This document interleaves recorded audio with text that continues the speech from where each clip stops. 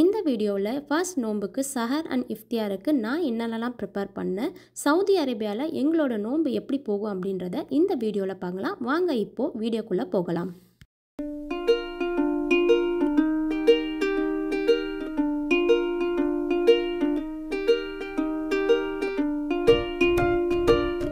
அஸ்ஸலாமு அலைக்கும், welcome to my channel. Ramzan start ஆகிடுச்சு. இனி இஃப்தியார் அண்ட் சஹர் சீரீஸ்க்கான வ்ளாக் தான் நம்ம சேனலில் நீங்கள் பார்க்க போகிறீங்க.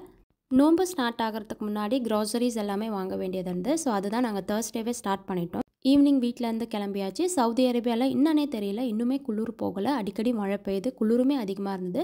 ஃபர்ஸ்ட் நாங்கள் வாங்கினது சிலிண்டர், அதை ஃபில் பண்ணிட்டு நெக்ஸ்ட்டு நாங்கள் க்ரோசரி வாங்குறதுக்காக லூலு வந்துட்டோம். ஸோ ரம்ஜான் நாளைக்கு ஸ்டார்ட் ஆக போகுது. இது தேர்ஸ்டே எடுத்த வ்ளாகு.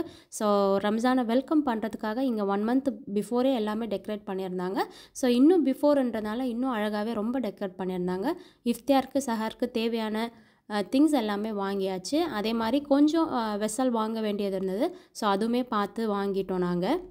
ஸோ வீக்கெண்ட் எப்பயுமே நார்மலாக தான் ரஷ் இருக்கும். இன்றைக்கி பயங்கர ரஷ்ஷு, எல்லா இடத்துலையுமே பயங்கர ரஷ்ஷு. ஏன்னா நாளைக்கு ஃப்ரைடே நோன்பு இங்கே ஸ்டார்ட் ஆகிடும் சவுதி அரேபியாவில். ஸோ நாங்கள் வீட்டுக்கு தேவையான எல்லா திங்ஸுமே வாங்கிட்டு இருந்தோம் பார்த்து. ஸோ இஃப்தியார் சஹர் இருக்கறனால அடிக்கடி நம்ம கடைக்கு வர முடியாது, தொழுகைக்கு போகணும், அங்கே வீட்லேயுமே வேலை இருக்கும் அப்படின்றதுனால ஸோ என்னென்னலாம் நம்மளுக்கு தேவையோ அது எல்லாமே பார்த்து அன்றைக்கி தேர்ஸ்டேவே கவர் பண்ணிட்டோம்.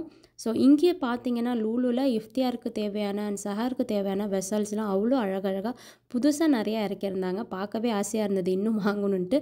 ஆனால் வீட்டில் வைக்க தான் இடம் இல்லை. ஸோ எங்களுக்கு தேவையான ஃப்ரூட்ஸ், வெஜிடபிள்ஸ், அப்புறம் ஸ்நாக்ஸ் எல்லாமே வாங்கிட்டு பில் போட்டாச்சு.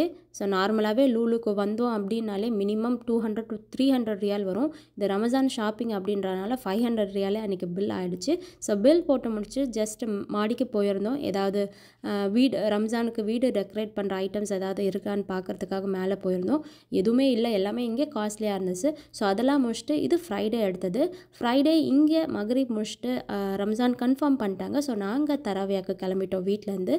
ஸோ இங்கே சவுதி அரேபியாவில் பார்த்தீங்க அப்படின்னா ஜென்ரலாகவே தரவியா டைமில் ஏரியாவில் இருக்க எல்லா மஸ்ஜித்லையுமே லேடிஸ்க்கு தரவை தொழுறதுக்காக இடம் அலோகேட் பண்ணியிருப்பாங்க. ஸோ இது எங்கள் வீட்டுக்கு பக்கத்தில் இருக்க மஸ்ஜித் தான். நாங்கள் எப்பயுமே தரவே இங்கே தான் போவோம். ஸோ எவ்ரி இயர் அவங்க வந்து டெக்கரேட் லேடிஸ்க்காக அரேஞ்ச் பண்ணியிருப்பாங்க தரவேக்கு. ஸோ இங்கே வந்து தரவே தொழுதுட்டோம். இங்கே சவுதி அரேபியாவில் பார்த்தீங்க அப்படின்னா 8 ரக்காட் தரவையாக தொழுவாங்க, அதுக்கப்புறம் 3 ரக்காட் வித்தர் தொழுவாங்க.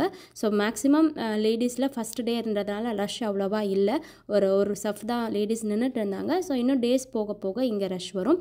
அதே மாதிரி எல்லா ஏரியாவில் உள்ள மஸ்ஜித்லையுமே லேடிஸுக்கான தரவே தொழுறதுக்கு அரேஞ்ச் பண்ணியிருப்பாங்க.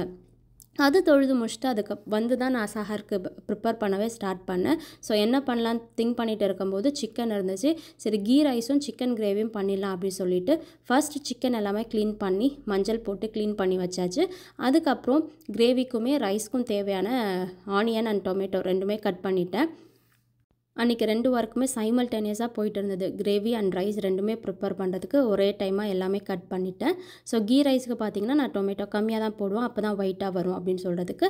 அதே மாதிரி கிரேவிக்கு தேவையான பேஸ்ட்டு கோகோனட்டு, ஆனியன், டொமேட்டோ போட்டு அந்த பேஸ்ட்டும் ரெடி பண்ணி வச்சாச்சு. ஸோ இப்போது கிரேவி அண்ட் ரைஸ் இப்போ சைமல்டேனியஸாகவே நான் குக் பண்ண போகிறேன்.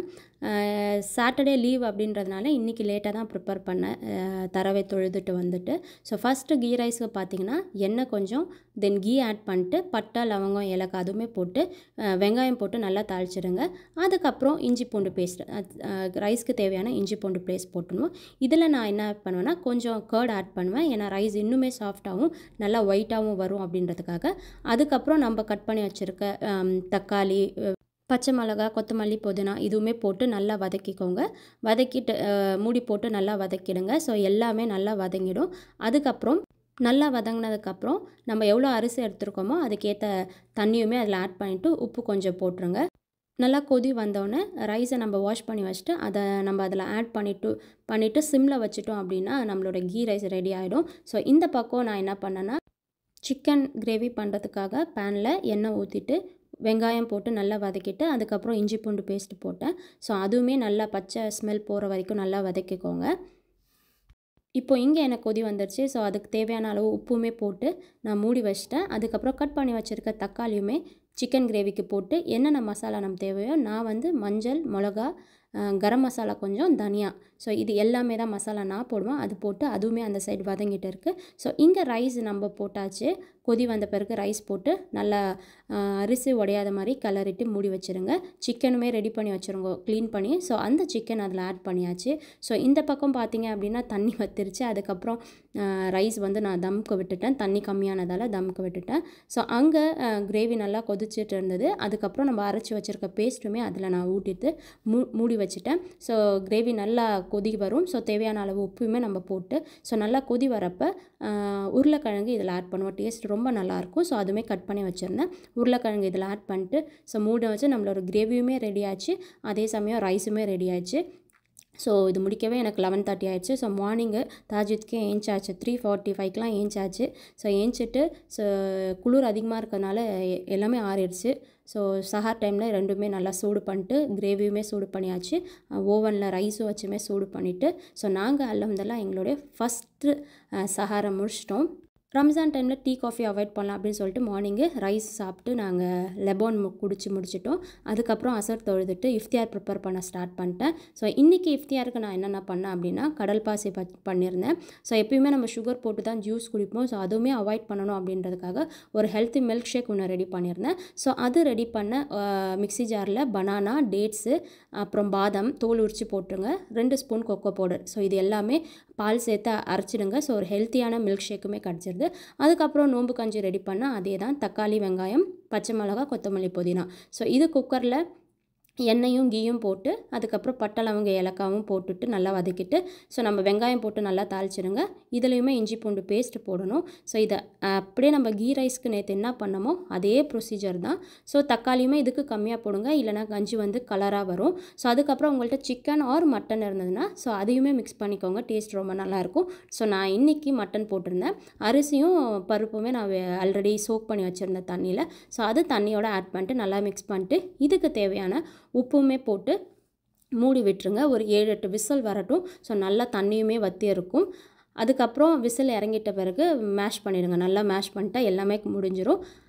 அதுக்கப்புறம் சைடில் நான் என்ன பண்ணியிருந்தேன்னா பன்னீர் கட்லெட் ரெடி பண்ணலாம் அப்படின்னு சொல்லிட்டு பன்னீரை நல்லா மேஷ் பண்ணிட்டு அதில் கொஞ்சம் வெங்காயம், இதுலேயுமே மசாலா போடணும். நான் வந்து மஞ்சள், கரம் மசாலா, மிளகாத்தூள், உப்பு, தேவையான அளவு உப்பு, அதுக்கப்புறம் கார்ன்ஃப்ளவரும் கடலை மாவும் போட்டு நல்லா பிசைஞ்சிட்டேன். நல்லா பிசைஞ்சிட்ட பிறகு நம்மளுக்கு எந்த ஷேப்பில் வேணுமோ கட்லெட், சின்னதாக வேணாலும் சின்னதாகவும் நம்ம பிடிச்சிக்கலாம், இல்லை பெருசாக வேணாலும் பெருசாகவும் பிடிச்சிக்கலாம். நான் சின்னதாக தான் மேக் பண்ணேன். ஏன்னா இதில் இருக்க இந்த ஸ்டஃபிங்கை தான் நான் நாளைக்கு சஹருக்கு பன்னீர் பரோட்டா பண்ணலான்னு சொல்லி எடுத்து வச்சுட்டேன். ஸோ அதனால் சின்ன சின்னதாக கட்லெட் ரெடி பண்ணியாச்சு. ஸோ இந்த பக்கம் பேனில் கொஞ்சோண்டு ஆயில் ஸ்ப்ரே பண்ணி ஸோ ஆயிலுமே இந்த இஃப்தியாருக்கு கொஞ்சம் கம்மியாக யூஸ் பண்ணலாம் அப்படின்னு சொல்லிட்டு ஸோ ஆயில் கம்மியான ஃபுட்டாக தான் ட்ரை பண்ணலான்னு இருக்கும். ஸோ கொஞ்சம் ஆயில் ஸ்ப்ரே பண்ணிவிட்டு ஸோ நம்ம பண்ணி வச்சுருக்க கட்லெட்டை இதில் போட்டு நல்லா ஃப்ரை பண்ணிடுங்க. 2 சைடுமே நல்லா ஃப்ரை பண்ணி எடுத்துட்டா நம்மளுடைய பன்னீர் கட்லெட் ரெடி ஆகிடும். கடல் பாசியுமே பண்ணியிருந்தேன். அதுதான் ஃபஸ்ட்டு பண்ணது. ஏன்னா அது செட் ஆகணும் இல்லையா. ஸோ அது போட்டு கடல் பாசி செட் ஆகிறதுக்காக அது ஒரு சைடில் வச்சாச்சு. ஸோ இப்போ நம்ம கட்லெட்டுமே நல்லா ஃப்ரை பண்ணுறதுக்கு பேனில் போட்டு 2 சைடுமே ஃப்ரை பண்ணி எடுத்துக்கலாம். நம்மளுடைய கட்லெட் ரெடி. அப்புறம் நோம்பு கஞ்சிக்கு விசில் இறங்கின பிறகு தேங்காய் பால் எடுத்து அதில் மிக்ஸ் பண்ணிங்க அப்படின்னா டேஸ்ட் ரொம்பவே நல்லாயிருக்கும். ஸோ அங்கே விசிலுமே இறங்கிருச்சு குக்கரில். ஸோ நான் எடுத்து வச்சுருந்தா தேங்காய் பால் அதில் மிக்ஸ் பண்ணிட்டேன். கரெக்ட் கன்சிஸ்டன்சிக்கு கஞ்சியுமே ரெடி ஆயிடுச்சு. ஃபைனலி இஃப்தியாருக்கு டிசைட் பண்ண எல்லா டிஷ்ஷுமே டைமுக்கு ரெடி பண்ணிட்டேன். அதுக்கப்புறம் ஃப்ரூட் சாட் பண்ணலான்னு சொல்லிட்டு ஆப்பிள், பனானா, ஆரஞ்சு, கிரேப்ஸ் இது எல்லாமே நல்லா கட் பண்ணிவிட்டு அதில் ஆரஞ்சு ஜூஸ் போட்டேன். அதுக்கப்புறம் கொஞ்சோண்டு சாட் மசாலாவும் அதில் ஆட் பண்ணால் ஒரு சூப்பரான ஃப்ரூட் சாட் ரெடி ஆகிடும். இது மட்டும் நீங்கள் பண்ணுறப்போ நோம்பு திறக்கிறதுக்கு கொஞ்சம் நேரத்துக்கு முன்னாடி பண்ணுங்கள். இல்லைனா ஆரஞ்சு ஜூஸ் நம்ம ஆட் பண்ணுறதால கொஞ்சம் கசப்பு தன்மை வந்துடும், சாப்பிட முடியாது. ஸோ அதனால் இது மட்டுமே நான் லாஸ்ட்டாக பண்ணேன். ஸோ சாட் மசாலா போட்டு நம்மளோட சூப்பரான ஃப்ரூட் சாட்டுமே ரெடி ஆயிடுச்சு. அல்ஹம்துலில்லாஹ் கரெக்ட் டைமுக்கு எல்லாமே செஞ்சு முடிச்சாச்சு. ஃபஸ்ட்டு நோம்பு எங்களுக்கு முடிஞ்சிருது. ஸோ நீங்கள் இந்த வீடியோ பார்த்துட்டு இருக்கீங்கன்னா உங்களுக்கு ஃபஸ்ட்டு நோம்பு எப்படி போச்சு அப்படின்றத கமெண்டில் சொல்லுங்கள். ஸோ என்னென்ன டிஷ்லாம் நீங்கள் இஃப்தியாருக்கு ப்ரிப்பேர் பண்ணுவீங்க அண்ட் சஹாருக்கு பண்ணுவீங்க, இல்லை நீங்கள் எல்லாமே ஃப்ரெஷ்ஷாக தான் ப்ரிப்பேர் பண்ணுவீங்களா இல்லைனா ஆல்ரெடி ஃப்ரோசன் ஐட்டம் யூஸ் பண்ணுவீங்களான்றதும் சொல்லுங்கள். இன்னொரு வீடியோவில் பார்க்கலாம். தேங்க்யூ.